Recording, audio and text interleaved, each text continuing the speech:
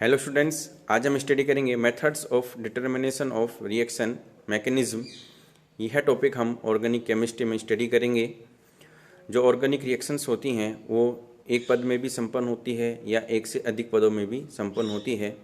तो कोई भी ऑर्गेनिक रिएक्शन जब संपन्न होती है तो क्रियाकारक किस प्रकार से एक दूसरे से क्रिया करते हैं और कौन कौन से इंटरमीडिएट ड्यूरिंग द रिएक्शन बनते हैं, तो इन सब को हम डिटरमाइन करेंगे। तो कौन कौन से मेथड्स हैं कि जिसके द्वारा हम पहचान सकते हैं कि ऑर्गेनिक रिएक्शन जो है कितने पदों में संपन्न हो रही है, कौन कौन से इंटरमीडिएट ड्यूरिंग द रिएक्शन बनते हैं, तो ये सब है मैकेनिज्म के अंतर्गत आते हैं। तो पहला तरीका है प्रोडक्ट एनालिसिस। इसमें क्या किया है, उत्पाद की सहायता से भी आप पता लगा सकते हैं कि मैकेनिज्म किसी ऑर्गेनिक रिएक्शन की क्या रही होगी। जैसे आप यहाँ देख रहे हैं, मैंने यहाँ दो समावयवी लिए हैं, ये फर्स्ट एंड ये सेकंड। जब हम जलापठन कराते हैं इनका तो जो हमें उत्पाद है वो कॉमन प्राप्त होता है। तो इसका मतलब क्या है कि एक जो मध्यवर्ती है वो कैसा रहा है, कॉमन मध्यवर्ती इनमें बना है। तो ये आप पता लग गया उत्पाद की सहायता से कि यहाँ पे एक कॉमन मध्यवर्ती पाया जाता है उत्पाद को पहचान के। फिर है सेकंड है मध्यवर्ती यौगिक जो बनते हैं ड्यूरिंग द ऑर्गेनिक रिएक्शन, उनकी उपस्थिति को हम पहचानते हैं और आइडेंटिफाई करते हैं। उससे भी आपको रिएक्शन मैकेनिज्म का पता लगता है। देखिए, इंटरमीडिएट को पहचानने का तीन तरीका है। एक फर्स्ट तरीका है आइसोलेशन।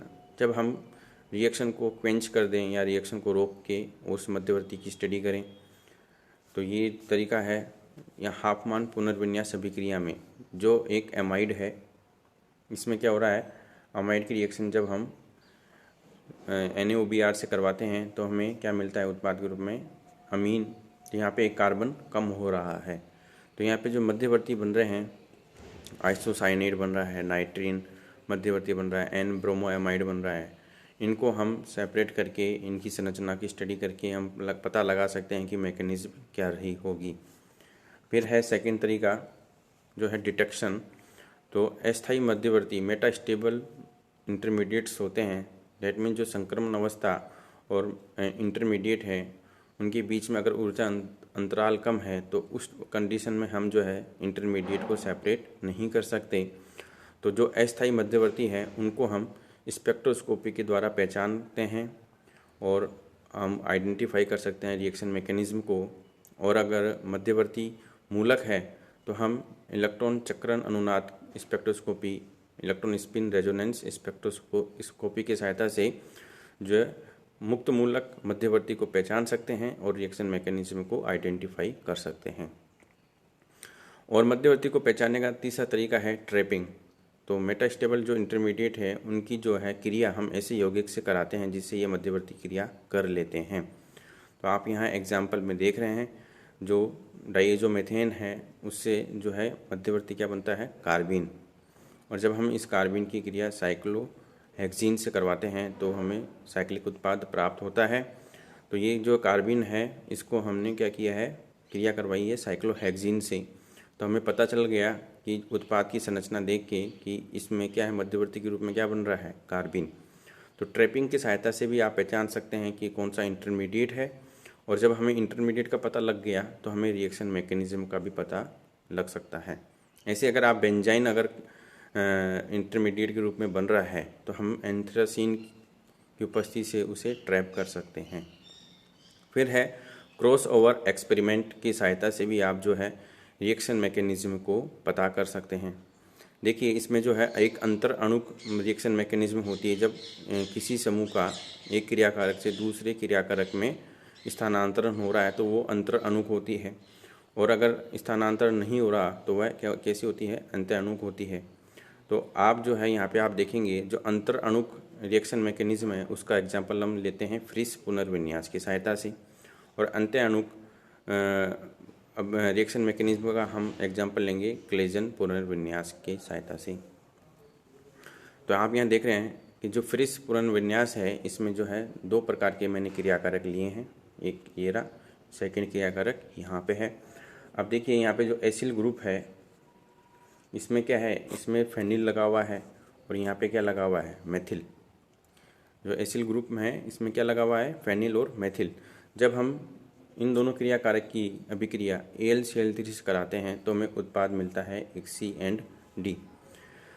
लेकिन जब हम A और B क्रिया कारक को मिश्रण के रूप में लेते हैं तो हमें यहाँ पे 4 उत्पाद प्राप्त होंगे। ठीक है, ये देखिए, जब क्रिया कारक आपने लिया A+B, ये पीछे A+B देखिए, और जब हमने इसकी क्रिया AlCl3 से कराई एल्यूमिनियम क्लोराइड से, तो यहाँ पे जो है C और D के अलावा, C दिख रहा है आपको, D भी दिख रहा होगा, तो C और D के अलावा 2 उत्पाद और मिले हैं E एंड F।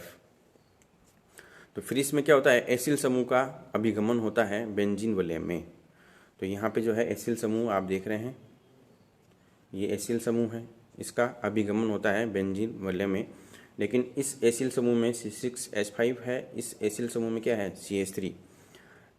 और अब जब आप यहाँ E और F देखते हैं तो यहाँ पे क्या हो गया,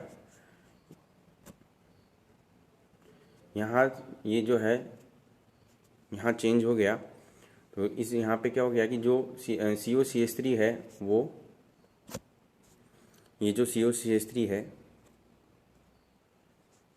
वो किधर आ रहा है, इधर। और यहाँ पे जो C6H5 है वो किधर आ रहा है, इधर। तो यहाँ पे इस प्रकार से हमें 4 उत्पाद मिल रहे हैं C, D, E and F।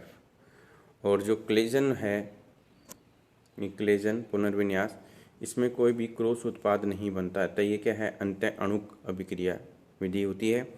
और यहाँ पे क्या हो रहा है, क्रॉस ओवर प्रोडक्ट बन रहे हैं। डेट मीन्स जो है COCH3 है एक क्रिया कारक से दूसरे क्रिया कारक में जा रहा है। ठीक है, और ऐसे COC6H5 है वो क्या है, एक क्रिया कारक से दूसरे क्रिया कारक में जा रहा है। तो यहाँ पे क्या हो रहा है, क्रॉस ओवर प्रोडक्ट बन रहे हैं। उसके बाद में है आइसोटोप लेबलिंग।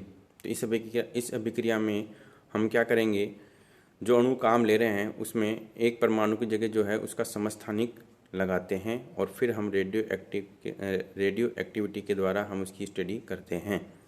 जैसे हाइड्रोजन की जगह ड्यूटेरियम लगाना, यहाँ पे एग्जांपल है कैनिजारो रिएक्शन। तो यहाँ पे जो कैनिजारो रिएक्शन है इसमें क्या होता है, हाइड्रोजन का ट्रांसफ़र होता है एक एल्डिहाइड से दूसरे एल्डिहाइड पर। ठीक है, अब आप यहाँ देख रहे हैं कि यहाँ पे जब जो बेंजल्डिहाइड है उसमें जो H है उसको हमने ड्यूटेरियम से प्रतिस्थापित कर दिया, और जब इसकी रिएक्शन हम क्षार से करवाते हैं तो हमें उत्पाद निम्न प्राप्त होते हैं।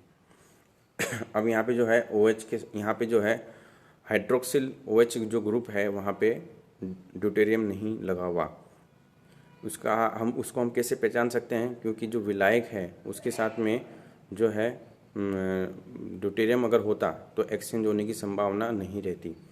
और यहाँ पे जो ड्यूटेरियम है वो कहाँ उपस्थित है, OH के पास में जो कार्बन है वहाँ पे ड्यूटेरियम उपस्थित है। ठीक है, तो ये कंडीशन तभी हो सकती है जब मैकेनिज्म इस प्रकार की होगी, अदरवाइज ये कंडीशन नहीं आएगी। और हम इस रिएक्शन की जो है स्टडी रेडियो एक्टिविटी के द्वारा भी करते हैं। उसके बाद में स्टीरियोकेमिकल स्टडीज़, तो स्टीरियोकेमिस्ट्री के द्वारा भी आप जो है रिएक्शन मैकेनिज्म को पहचान सकते हैं।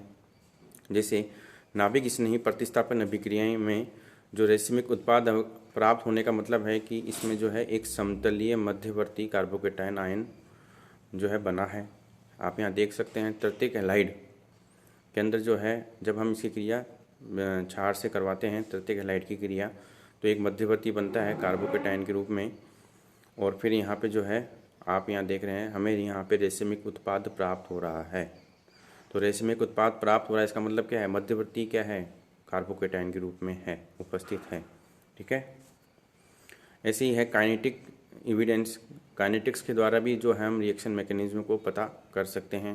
तो यहाँ जो प्राथमिक हैलाइड है उसकी अगर हम काइनेटिक्स देखते हैं, रेट ऑफ रिएक्शन को हम कैलकुलेट करते हैं, तो हमें पता चलता है कि यहाँ पे जो है SN2 मैकेनिज्म है फॉर प्राथमिक हैलाइड, और तृतीयक हैलाइड के लिए मैकेनिज्म कैसी है, SN1। तो यहाँ पे जो रेट ऑफ रिएक्शन है SN2 के लिए वो क्या है, दोनों क्रिया कारक पर निर्भर करती है, जबकि तृतीयक हैलाइड में जो रेट ऑफ रिएक्शन है वो सिर्फ जो है टर्सरी कार्बनिक यौगिक है उस पर ही निर्भर कर रही है। तो इस प्रकार से आप रेट ऑफ रिएक्शन और क्रिया कारक की सांद्रता में परिवर्तन करके रिलेशन दोनों में चेक करके आप पता लगा सकते हैं कि रिएक्शन SN1 मैकेनिज्म है कि SN2 मैकेनिज्म है। तो ये जो है रिएक्शन मैकेनिज्म को डिटरमाइन करने के मेथड्स हैं। तो थैंक यू।